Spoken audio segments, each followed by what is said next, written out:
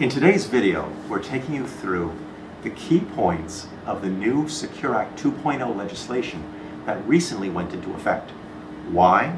Because the Secure Act 2.0 provides several ways to increase your retirement account savings and so get you to financial independence and a quality retirement faster. Whether it's delaying required minimum distributions, reducing penalties, increasing catch-up contributions, expanding retirement plan eligibility, or even more, you need to know about these new laws so you can take full financial advantage of them. Hello everybody, and welcome to Wealth Matters for Physicians, powered by Altfest Personal Wealth Management, the channel that provides key investing and personal financial planning insights to physicians to help you optimize your finances and achieve your key life goals. My guest today is Steve Novak. Steve is a CPA, a CFP, and has an MBA from New York University. He's a senior financial advisor at Altfest Personal Wealth Management, where he advises physician clients in all areas of their personal finances with an expertise in tax-saving strategies. Well, Steve, thank you very much for joining us today on Wealth Matters for Physicians. Thank you for asking me to join you. Well, great. Well, why don't we get right into it? So, about the Secure Act 2.0, new legislation, can you tell us what's the purpose in general terms of this legislation and when did it go into effect? Sure. The Secure Act was originally designed and came out during the Trump administration was to help people with retirement plans, to help encourage people to put more money away and allow them to do that. Secure Act 2.0 was passed in December of this year and signed into law, December of 2022, excuse me, and will take effect this year for most of the provisions in them. It was more than 80 provisions that were updated or edited to try and clear up some of the inconsistencies or add additional benefits from the original Secure Act. So Steve, let's go through some of these new provisions of the law. The first one is, can you tell us how does it affect required minimum distributions? Required minimum distributions have changed, or RMDs, if people know that term, have changed recently from 70.5, which was the one number that people will know for a long, long time. The original Secure Act put it up to 72, and the new Secure Act 2.0 has updated for 2023 to age 73, and 10 years from now, that'll jump up to age 75.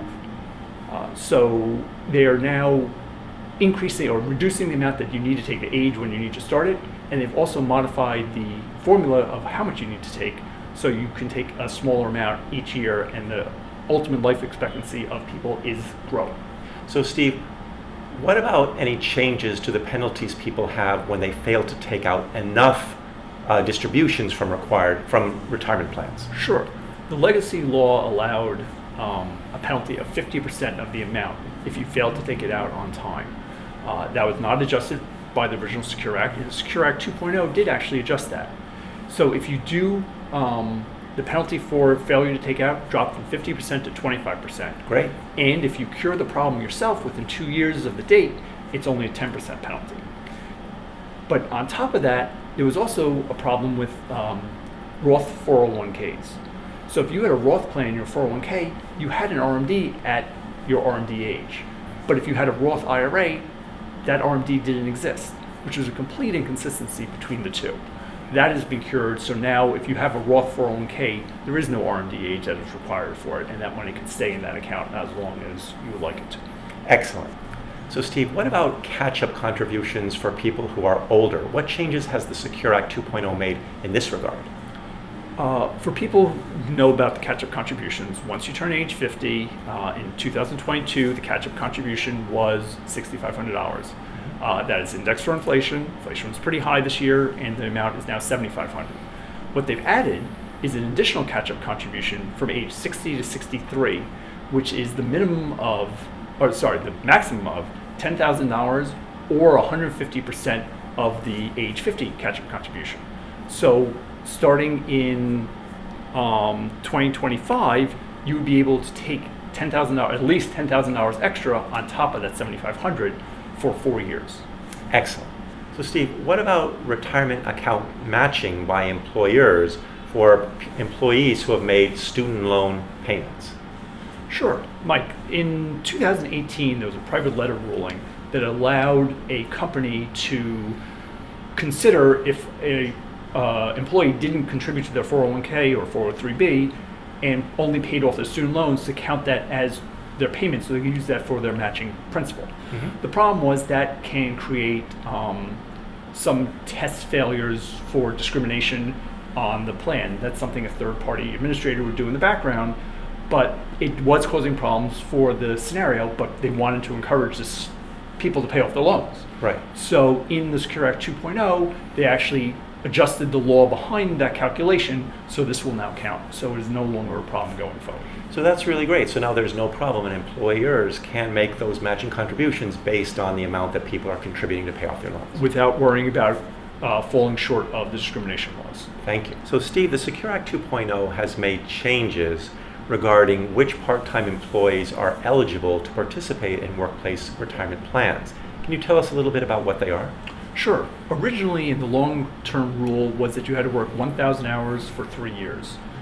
The original Secure Act dropped that to 500 hours for 3 years, and Secure Act 2.0 is now dropping that still at 500 hours, but now only requiring that for 2 years. So for offices that have a lot of part-time workers, if someone works about a day and 3/4 a week, they should hit that 500 hours. So a lot more employees will be covered by the retirement plans. And something to watch out for, because you have to make sure that these people are offered the retirement plans when they become eligible. Great. And also regarding the Secure Act 2.0, there have been additional new withdrawal provisions allowed so that people can take money out of their retirement accounts earlier. Is that correct? That's correct. Some of the provisions that existed in the past were for purchasing a home or some form of an emergency, but they added a lot of new additional things to this year. And there are ways to pay it back, which is something you should review if you are using any of these. But personal emergencies, you can take out $1,000 a year. If you're a victim of domestic abuse, you can take out the greater of $10,000 or 50% of your balance in your account. If you live in a qualified federal disaster area, you can withdraw up to $22,000. What else do we have?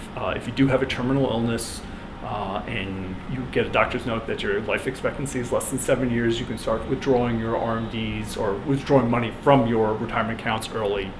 And the other last one is for qualifying long-term care. You can withdraw up to $2,500 to pay premiums. Great, thank you.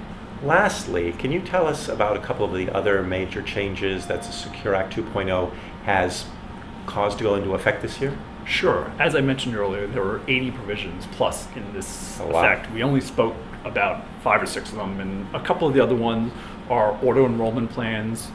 There's been some changes on who must be auto-enrolled on day one, what the minimum auto-enrollment is. There's an increase in that number, the percentage that they start. I believe it starts at 3, and then will continue to increase the percentage of the salaries that goes in. Roth IRAs or Roth 403Bs, 401Ks are also now allowed in simple and SEP IRAs, which they weren't in the past. Well, that's great. And when you have an employer contribution, there are rule changes where you can elect, you can elect, or some of them will be forced to if you're over a certain income, that will have to be contributed to a Roth account, as opposed to before it always had to go to a traditional 401k account. Okay, so for the higher earners not being able to be shielded on a pre-tax basis, but having to pay the taxes going into the Roth. Pay the taxes up front, but yet that money will grow tax-free from that point forward. Exactly. Great, thank you. Well, thank you very much, Steve, for being with us today on Wealth Matters for Physicians. I think you've given our physician audience a great deal of good food for thought on this important legislation. Thank you for having me. If you'd like to discuss the information explained in today's video, receive a complimentary analysis of your investment portfolio or retirement readiness, or discuss any of your other personal financial planning areas with an Altfest professional at no obligation, please contact my colleague Jesse Freeling at 212-796-8732 or by emailing Jesse at his email address, which is also in the description of today's video below. If you like today's video, please click the subscribe button below and hit the bell icon to receive notifications each time we release a new one. If you think a fellow physician would find this video interesting or useful, please share it with him or her to help them optimize their finances. Lastly, as always, if you have topics you'd like us to cover, like or dislike certain things that we're doing, or have any other feedback, we'd love to hear from you. So please share your comments in the comments section below. Well, that's all for now, physicians. Thank you very much for being with us in today's video, and I look forward to seeing you in our next one. Until then, be well, and remember to keep on optimizing your finances, or let us help you if you'd like.